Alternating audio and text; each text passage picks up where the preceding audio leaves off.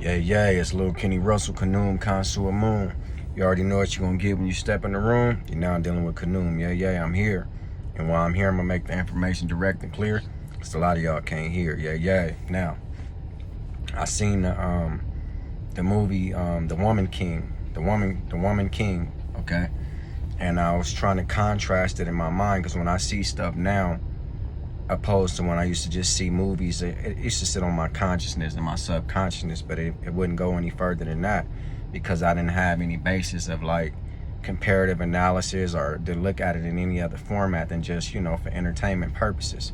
So the motion picture struck me now quite different than it would in years prior. Okay, now to me, what I seen in that movie was these ladies was able to do great things that women cannot do today, which is like triumph over men. That's basically what it is. It's not in a derogatory manner, but they were able to do things today that, in those times, that women can't quite do today.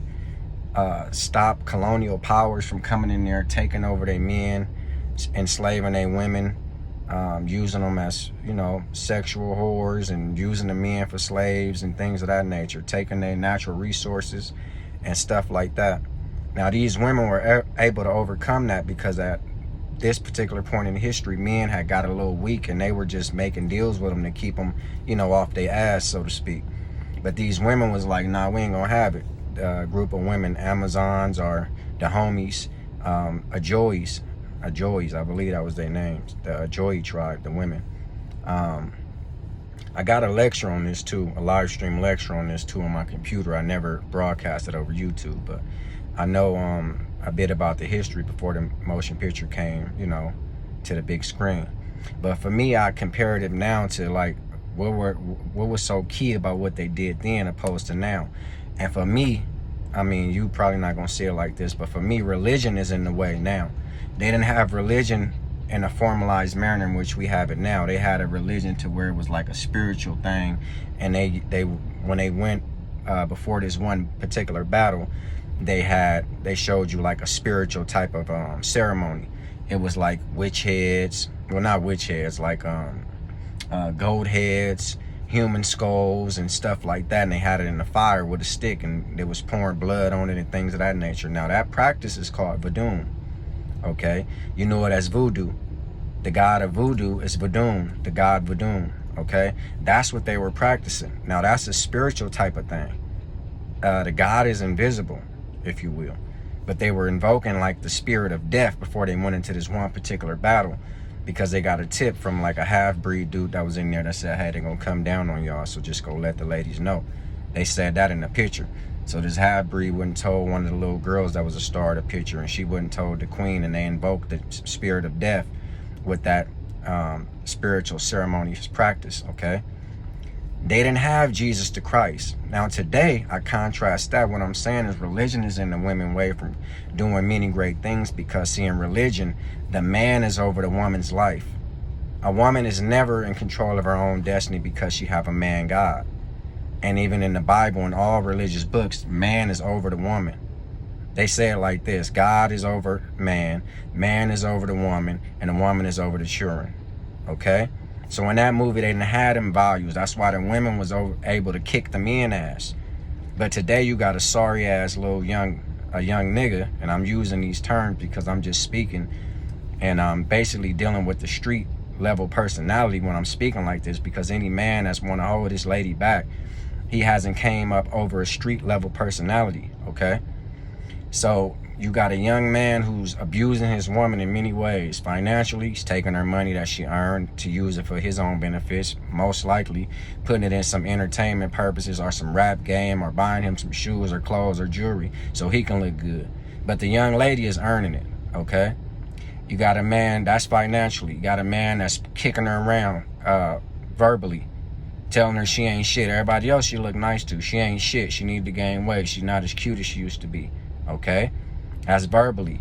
Physically, he beating her ass, he kicking her all around and all that shit, and all he gotta do is go back in there with a half-ass apology, tell her he love her, and he done meant to hit her so hard. But sometime he gotta keep her in her place. All this stems back to the silly nigga mind of religion. You might not see it like that, but this is just my opinions, and I'm letting you understand why women of those times was able to overcome whole armies and colonial conquerors and colonial masters. They had guns, but the women, you know what I mean, put them in check and whooped their ass. They was later overcome, but they just ended on a point that the women triumphed.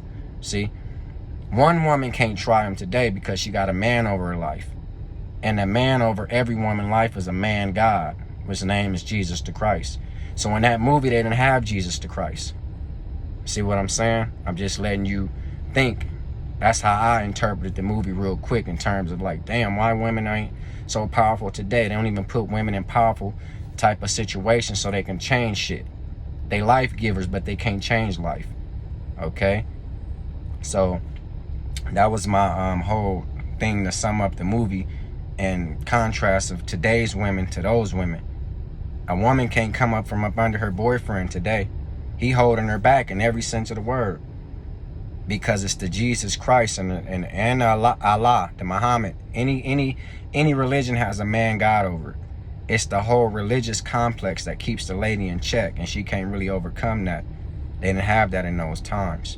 And in the movie, the half-breed dude, he kept trying to give the young lady like a cross, a little pendant, a rosary. She gave it back to him. That was trying to slip Jesus the Christ in there, but she didn't know nothing of it. That's how I took it again. Just watch it. And then on one part, he dropped it off his neck, and she returned it back to him because she didn't see no reason. She didn't know nothing about Jesus the Christ. But in today's time, to break that type of, oh man, please, you gain hands. Come on, let's say a prayer for our niece. Let's say a prayer for our sister. Let's say a prayer for our cousin, our daughter. And you pray that the man stop beating her. You're never gonna do anything about it. That's contrasting today's with the Ajoy, or the woman queen, the homies, the Amazon women. They'll just whoop your ass. They didn't go pray to no God. And when they did pray for a ceremonious spiritual prayer, they invoked the spirit of death so they can go kill a white man and any other of them silly ass black men that was trying to conquer their land. So it's Lil Kenny Russell, Kanoum Consul Moon. You already know what you're gonna get when you step in the room. You're now dealing with Kanoum. Yeah, I didn't want to be long-winded, but that's what I had to do. And this is what I do. And I love to do it. And before I take back anything I said, I add some more to it. We out.